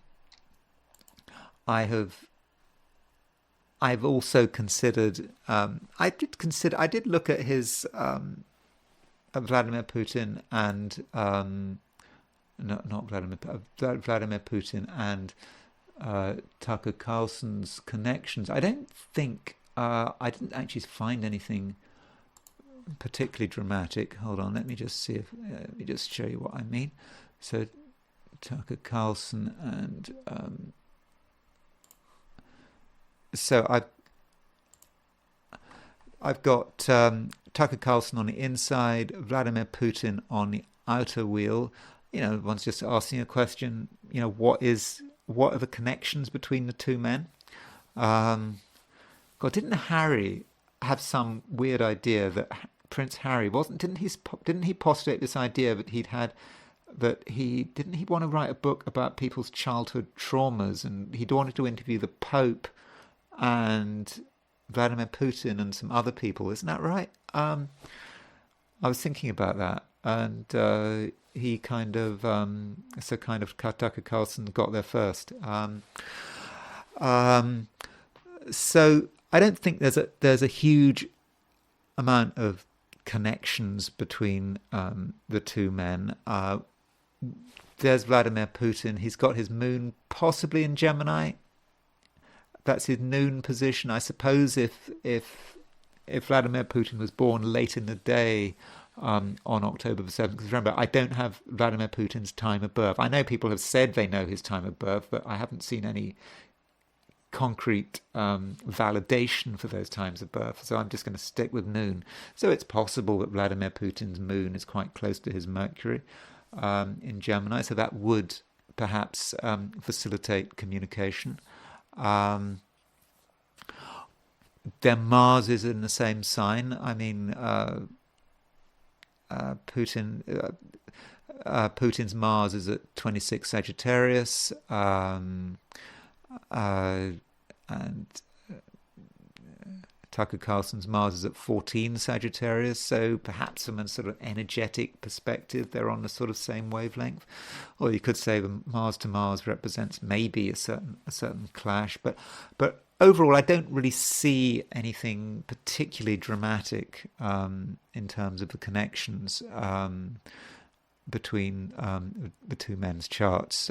Maybe you've noticed something that I've missed, but I mean, I haven't looked too hard. Okay, so let's go back to Vladimir Putin's horoscope. Never forget that Vladimir Putin is a Libra. Now,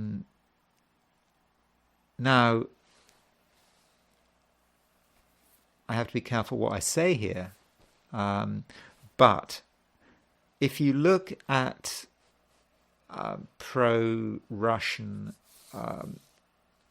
websites, people supporting Russia in the in their war against Ukraine, there's a lot of criticism about Putin, and they criticize Putin a lot, and they don't criticize him for being a psychopath or for waging this horrible war. They criticize him for waging this war too softly and too half-heartedly. Putin, was told, Putin was criticized for trying too hard to do a deal with Ukraine. He did his invasion, and then straight away, Ukraine and Russia started having talks in Istanbul, and before that, in 2014, you had these talks with the West. There was the Minsk II agreement, where Ukraine and the West made certain promises, and his critics on these websites, really, they say he's just almost like weak.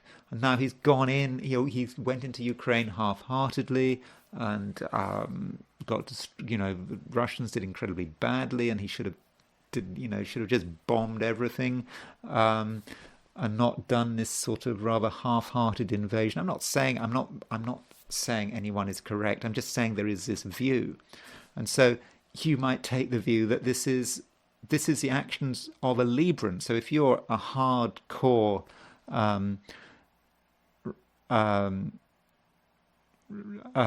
Russian commentator who wants just Ukraine to be wiped out, as there are some, you would regard Putin as being typical Libran, being sort of indecisive. You're kind of doing it half and half. And indeed, when I think that recently Putin was asked what his biggest mistake was, and he said his biggest mistake was trusting the West. And so that would sort of say that from some people's perspective, just typical Libran. So, I know that might seem totally at odds with the view of Putin in the West, but I think amongst certain people in Russia, and amongst some how to put it, friends of Russia, there is that opinion. Now, as I said I've had a video about Putin, and I think the most important thing about Putin is the fact that he's got a Saturn-Uranus square. He was born with a Saturn-Uranus square. And I did a video on this, his life is very, his life and Russia's future and Russia's unfolding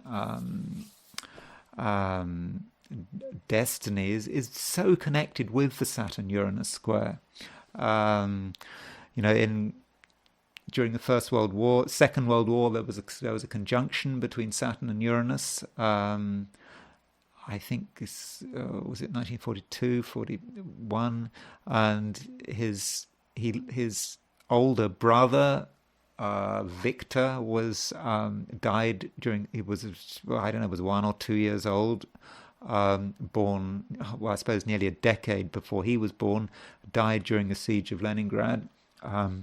So, and that was when you had the Saturn-Uranus conjunction, and I sort of speculated that the genesis of Vladimir Putin, of understanding his priorities and what he is for Russia, is that conjunction between Saturn and Uranus at the time of the siege of Leningrad, and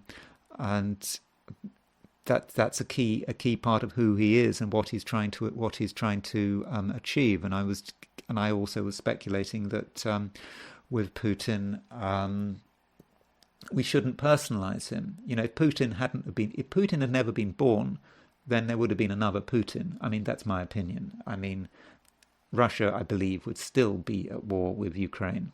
Whether it was a czar, a president, whatever. This was something that was going to happen, because we just mustn't make things. We mustn't be too personal here. So there's his Saturn-Uranus square, but he was born under, and there's his Sun in Libra. So we think he's a Libra, but his that Sun in Libra is going to be very coloured by the fact that it's linked to the Saturn-Uranus square. He's got that Sun-Saturn conjunction and Sun square Uranus, and of course this week, with the new moon today, this new moon is square Uranus. It doesn't aspect his Sun square Uranus, but if you've got Sun square Uranus in your chart and you're Vladimir Putin, you might be sensitive to Sun square Uranuses in general.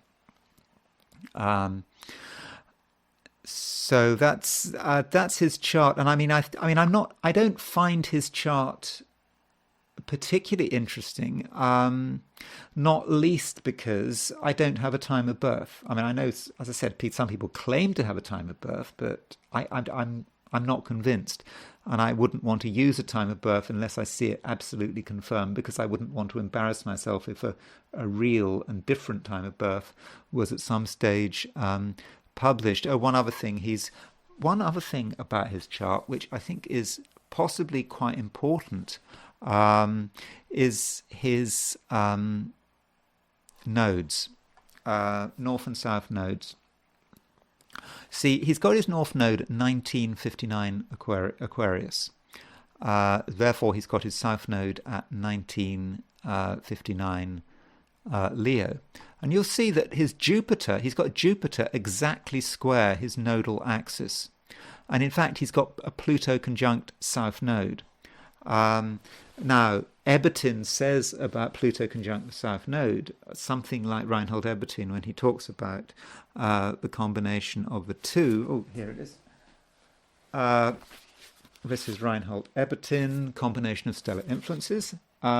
He says about Pluto and the south node, he says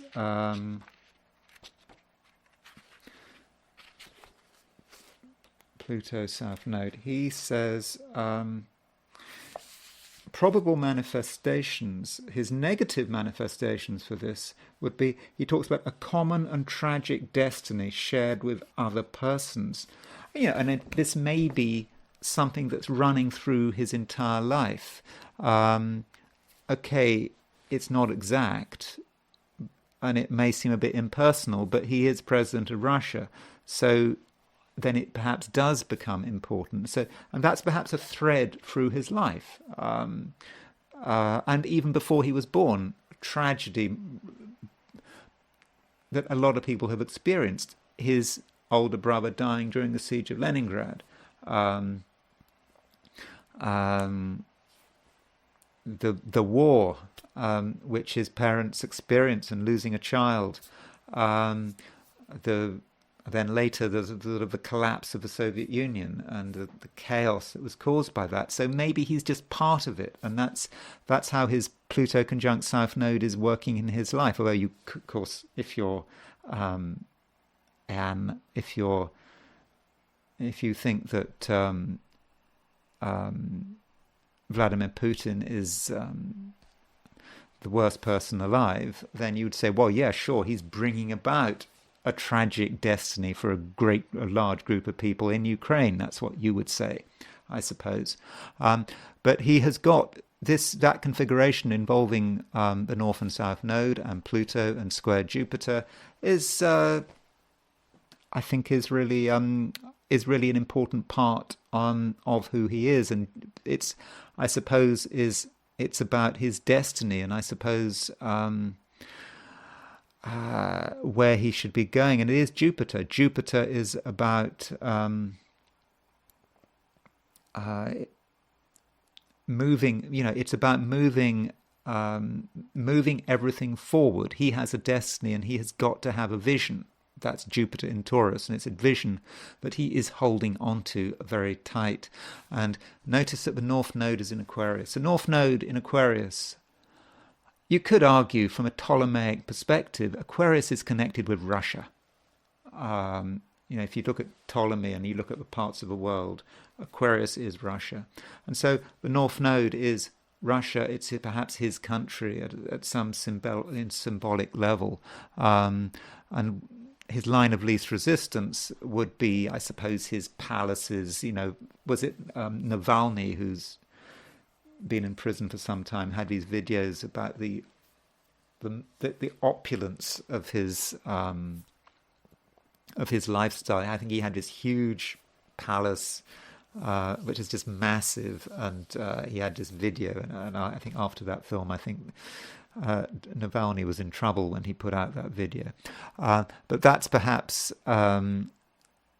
where South Node in Leo, that opulence, is what Putin should have been moving away from, and moving towards North Node in Leo, which perhaps is Russia, and that's what he's got to think about, not himself, but his country. I'm being neutral here. I'm just looking at I'm not giving an opinion here. I'm just trying to work with the symbolism, and Jupiter is the mediator. Jupiter is the way, Jupiter needs to find the vision, and perhaps that's how it's working. And of course, Uranus right now is at around 19 Taurus, so Jupiter is right now at the moment. Jupiter is conjunct his transiting Uranus is on his Jupiter, so Uranus on a Jupiter there may be an event going on right now, maybe the next few weeks, which relates to this North-South Node square Jupiter.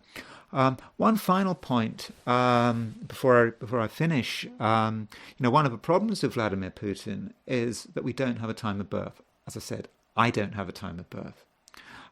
So what do you do if you don't have a time of birth? Well, what I kind of like to do, particularly with sort of famous people like this, and famous and important people, you can be famous and not be important, but he's clearly, whatever you think of him, he is a major player, is to actually look at the new moon or the full moon before he was born.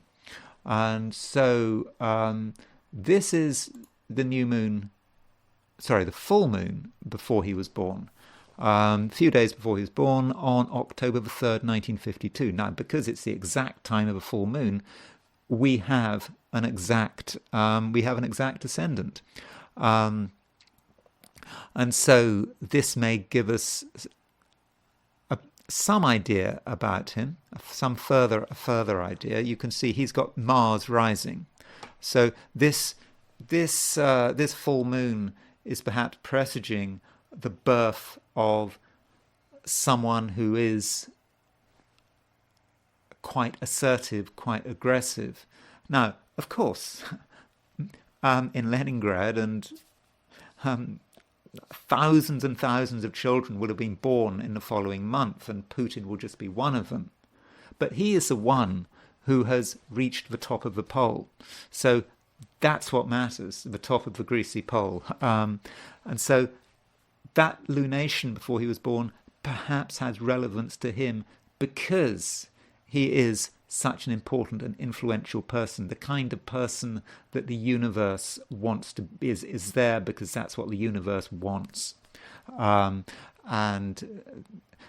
there's Mars on the ascendant. Yes, he is aggressive, and he's perhaps aggressive for his case. He's an aggressive leader, and he has, as he's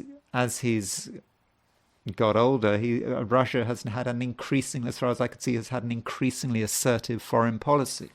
And also there's Jupiter on the IC. Jupiter on the IC.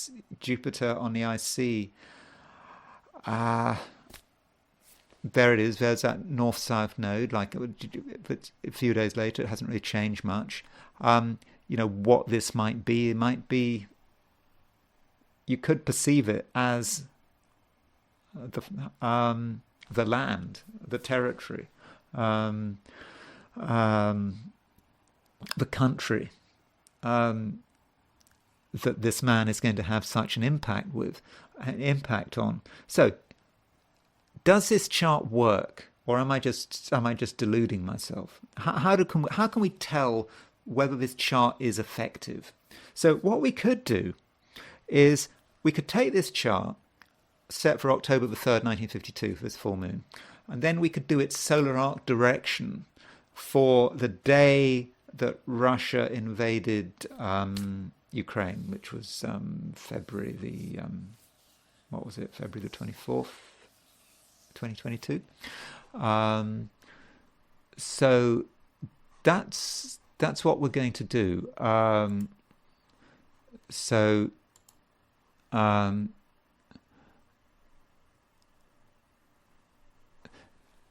the outer wheel is the solar arc directions for the solar arc directions for February the 22nd, 2022, and the inner wheel is the full moon on October the 3rd, 1952. So the two dates are sort of 70 years apart. But let's treat that full moon on October the 3rd, 1952 as a birth chart, and then just try and direct it as if it's a birth chart and see and let's see what happens. And what we find is that remember, Putin was born on a Saturn-Uranus square. So there is the Saturn-Uranus. There's Saturn and Uranus in a wheel is a Saturn-Uranus square in Putin's chart. But now we're going to direct this by about 70 degrees because it's solar arc directions. Everything in this chart is going to be moved 70 degrees. So this Uranus at 1820 Cancer is directed to 2756 Virgo. And Saturn is directed to 2636 Sagittarius. Now, these are exact numbers because I'm dealing with the full moon, which is an exact event. So the ascendant on the full moon, set for Leningrad, which is where Putin was born, was 2757 Sagittarius. Directed Uranus was at 2756 Virgo. In other words, it was only 1 arc minute away from being square the ascendant. And notice remember what I was saying about the 90-degree aspect between a planet and the ascendant. So that Uranus is right up there. It's certainly on the equal house 10th house cusp, and it has a special 10th house feel to it because it's exactly square the ascendant. And then Saturn is coming up to the conjunction with the ascendant. So that Saturn square Uranus is directed to the ascendant pretty much exactly, and that Uranus is exactly square the ascendant. So I feel that provides some evidence that it may be a good idea with people like Putin, not just ordinary people, but people like, maybe ordinary people, I don't know, but people like Putin who are, particularly if you haven't got a date of birth, or time of birth rather, looking at the prenatal lunation and even directing it might be a useful exercise. Okay, well, thank you for listening. That's all I'm going to say. I hope I haven't said anything too offensive there. I'm just trying to be sort of objective.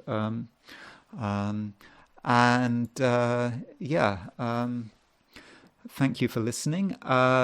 If you enjoyed this video, then I would be grateful if you were to like it. If you enjoyed this video and you are not subscribed, I'd be grateful if you were to subscribe. And if you want to buy me a coffee, there is a link in the description.